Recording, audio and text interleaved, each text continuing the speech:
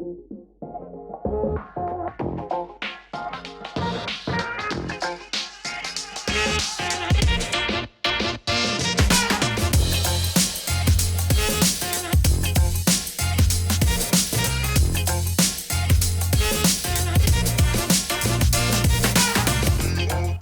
can you talk a little bit more? What are those 6 kind of core lead roles, and why do we need them? And then dissect how that interacts with the whole overall group, the growth loop. Yeah. So before we get to the core leads, I want to dig in on the different pools of audiences available to us, because the core leads, each lead sort of matches up to a different aspect of this audience flow. And when I look at audience and audience acquisition, there are only 3 pools of audience members for me. The first is what I call the global audience. And that's anyone on your social feeds. That's your followers. Those are the people who see your YouTube videos or browsing through new podcasts on Spotify, see yours and hit it. Those are the people who you probably don't know yet, who probably don't know you, and who are being fed content and finding their content exclusively through algorithmic feeds.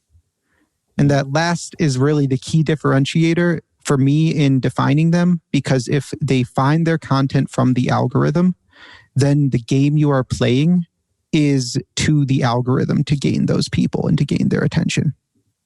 And so the lead that's assigned to handle bringing in new subscribers from these global algorithmic channels is what I call a daily growth lead. Because global, with that sort of content volume, has daily changes.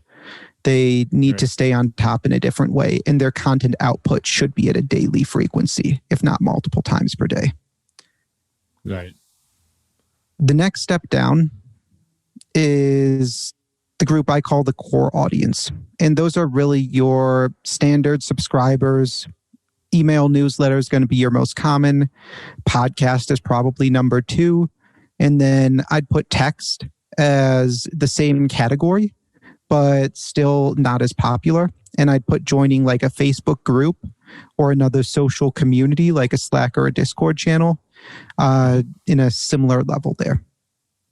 And the content that's created for this core audience, I call these leads A1 channel leads.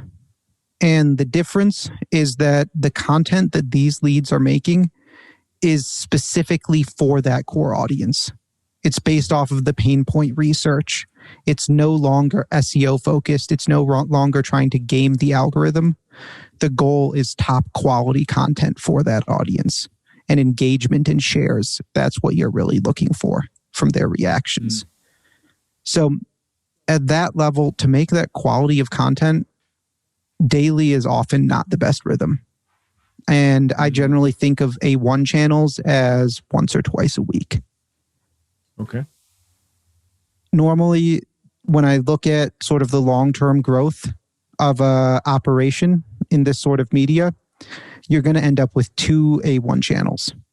And that could be a newsletter and a podcast, a YouTube channel and a podcast, some other video series and a podcast, a newsletter and a video series if you want to go really crazy and ditch the podcast entirely. I don't know why you'd ever do that, but it's an option. And so the A1 channels, those are longer form, those are deeper, those are engagement focused. Got it. Below the A1 channel is a point of dedication. And I use the word dedication instead of monetization because I think you can get to this final level of audience without charging them, but it's much more difficult. And so the final layer of audience, the deepest, most engaged, I call the community in the AAA1 model.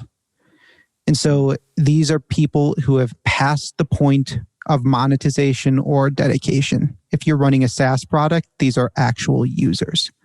If you're running, say, a local senior Olympics event, this is probably your volunteers. the great thing about the community is that if you set it up right, you can largely have something like this self-manage internally. And they should have a place where they can identify each other. The person who leads the community is, go figure, named the community lead in this model, the AAA1 model. And so their goal is more moderation and management and curation of content from the community back up into the other channels instead of the pure creation that we've seen with the other two leads so far. Got it. So speaking on the creation side, we're talking about content. You talked about that quality. You're creating 1 to 2 pieces a week for that high quality to engage with your audience. When you're talking about that position of quality over quantity, some of the biggest problems for content efforts are building that audience first of all, and then building that loyalty among them. What's your kind of take on building that loyal audience, generate conversions, and then hoping to resonate with the people you're targeting? And let's break that into 2 parts. One is for like a 6-month period, maybe short term, and then looking at a long-term period of say like a 5-year investment. Yeah. So I think 5 years is too long a time horizon for content investment planning, simply because content format changes too quickly for you to make an accurate 5-year plan. A platform shift could occur in that 5-year period that requires a total revision of strategy. That being said, the same core principles will apply everywhere. And that's what I've been trying to get to with this AAA1 is the same playbook everywhere.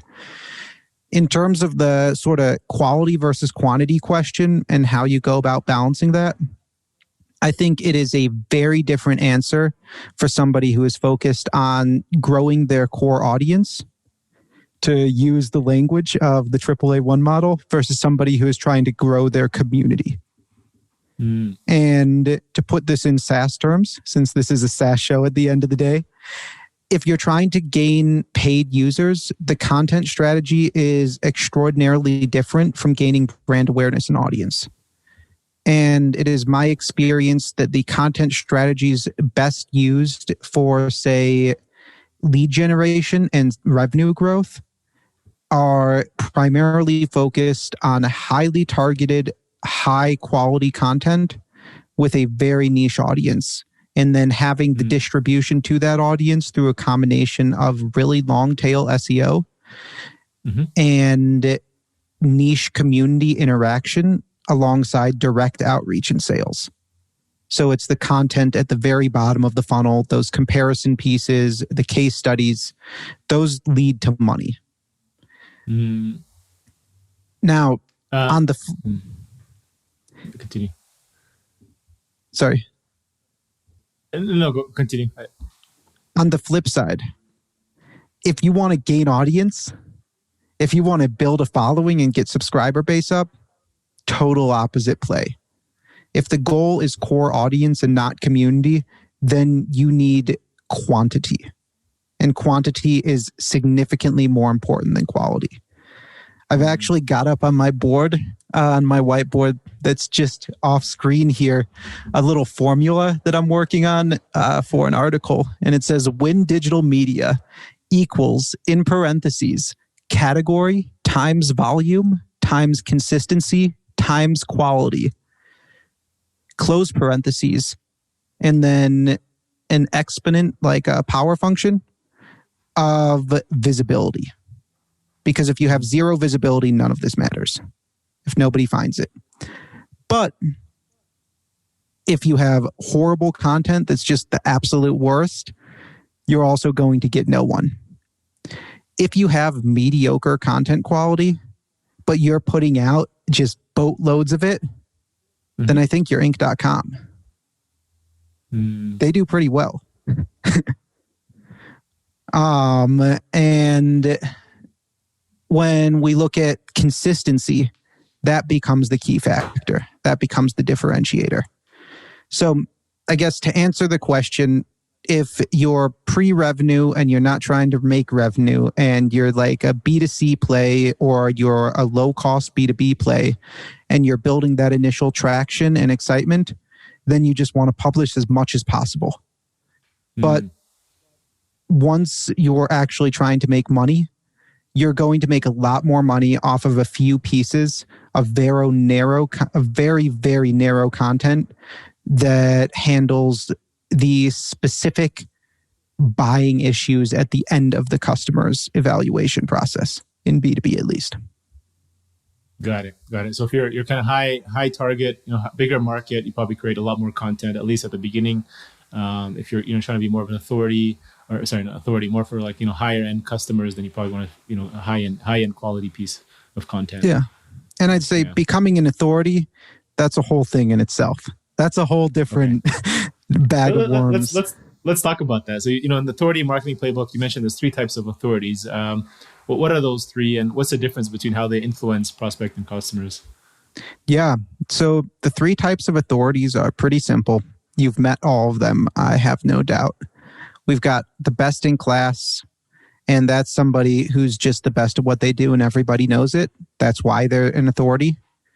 Their content is normally for people who are already experts to some extent in it. And so if you look at like the Grow and Convert guys, they write amazing content. And if you're not already in content, you're not going to know what they're talking about. Like they're deep into the subject already and they're referencing things.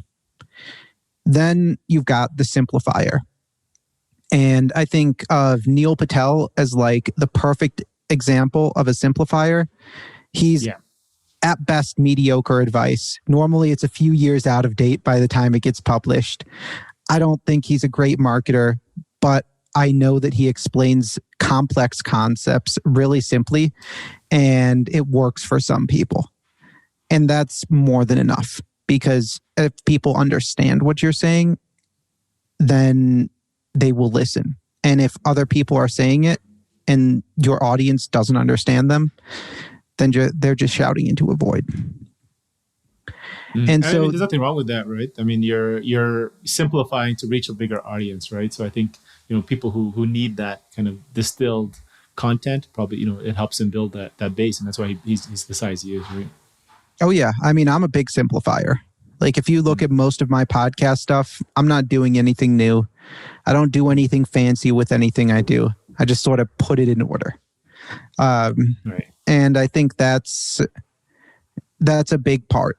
Simplifiers probably go farther than the other two because the simplifier has a much more readily available audience. The third group are the innovators.